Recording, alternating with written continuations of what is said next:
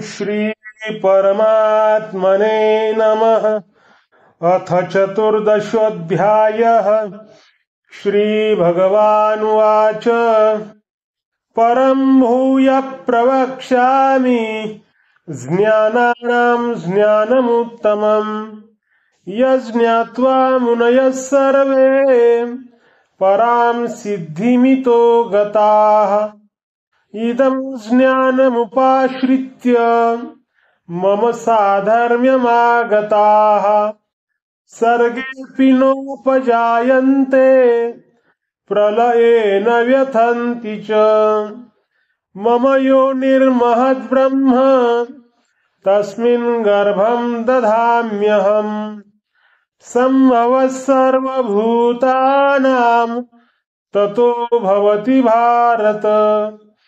सर्वयोनिषु कौन्तेय मूर्तयः सम्भवन्ति याः तासां ब्रह्म महद्योनिरहं बीजप्रदः पिता। सत्त्वं रजस्तम इति गुणा प्रकृतिसम्भवाः निबध्नन्ति महाबाहो देहे देहिनमव्ययम्। तत्र सत्त्वं निर्मलत्वात् प्रकाशकमनामयम् सुखसङ्गेन बध्नाति ज्ञानसङ्गेन चानघ। रजो रागात्मकं विद्धि तृष्णासङ्गसमुद्भवम् तन्निबध्नाति कौन्तेय कर्मसङ्गेन देहिनम्। तमस्त्वज्ञानजं विद्धि मोहनं सर्वदेहिनाम्। प्रमादालस्य निद्राभिस्तन्निबध्नाति भारत। सत्त्वं सुखे संजयति रजः कर्मणि भारत। ज्ञानमावृत्य तु तमः प्रमादे संजयत्युत। रजस्तमश्चाभिभूय सत्त्वं भवति भारत। रजः सत्त्वं तमश्चैव तमः सत्त्वं रजस्तथा। सर्वद्वारेषु देहेऽस्मिन् प्रकाश उपजायते। ज्ञानं यदा तदा विद्याद् विवृद्धं सत्त्वमित्युत। लोभप्रवृत्तिरारम्भः कर्मणामशमस्पृहा। रजस्येतानि जायन्ते विवृद्धे भरतर्षभ। अप्रकाशो प्रवृत्तिश्च प्रमादो मोह एव च। तमस्येतानि जायन्ते विवृद्धे कुरु नन्दन।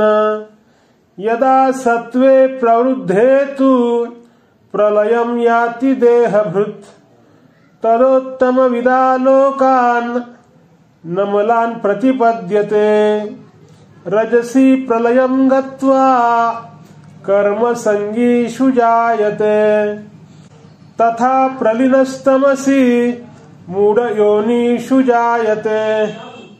कर्मणः सुकृतस्याहुः सात्विकं निर्मलं फलम्। रजसस्तु फलं दुःखमज्ञानं तमसः फलम्।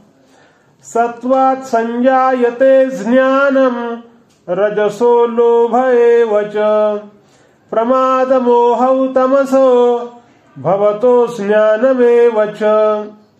ऊर्ध्वं गच्छन्ति सत्त्वस्था मध्ये तिष्ठन्ति राजसाः।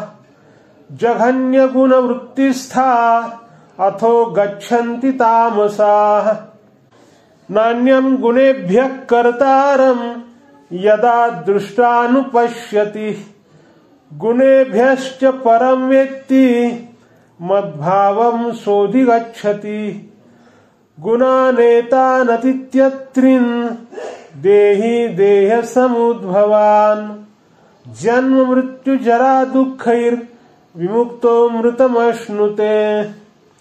अर्जुन उवाच कैर्लिङ्गैस्त्रीन् गुणानेता नतितो भवति प्रभो। किमाचारः कथं चैतांस् शृङ्गुणानतिवर्तते। श्रीभगवानुवाच प्रकाशञ्च प्रवृत्तिञ्च मोहमेव च पाण्डव न द्वेष्टि सम्प्रवृत्तानि न निवृत्तानि काङ्क्षति। उदासीनवदासीनो गुणैर्यो न विचाल्यते गुणा वर्तन्त इत्येव योऽवतिष्ठति नेङ्गते। समदुःखसुखस्वस्थः समलोष्टाश्मकाञ्चनः तुल्यप्रिया प्रियो धीरस्तुल्यनिन्दात्मसंस्तुतिः मानापमानयोस्तुल्यस्तुल्यो मित्रारिपक्षयोः सर्वारम्भ परित्यागी गुणातीतः स उच्यते। माञ्चयो व्यभिचारेण भक्तियोगेन सेवते स गुणान् समतीत्येतान् ब्रह्मभूयाय कल्पते। ब्रह्मणो हि प्रतिष्ठाः ममृतस्याव्ययस्य च शाश्वतस्य च धर्मस्य सुखस्यैकान्तिकस्य च। ॐ तत्सदिति श्रीमद्भगवद्गीतासूपनिषत्सु ब्रह्मविद्यायां योगशास्त्रे श्रीकृष्णार्जुनसंवादे गुणत्रयविभागयोगो नाम 14ोऽध्यायः।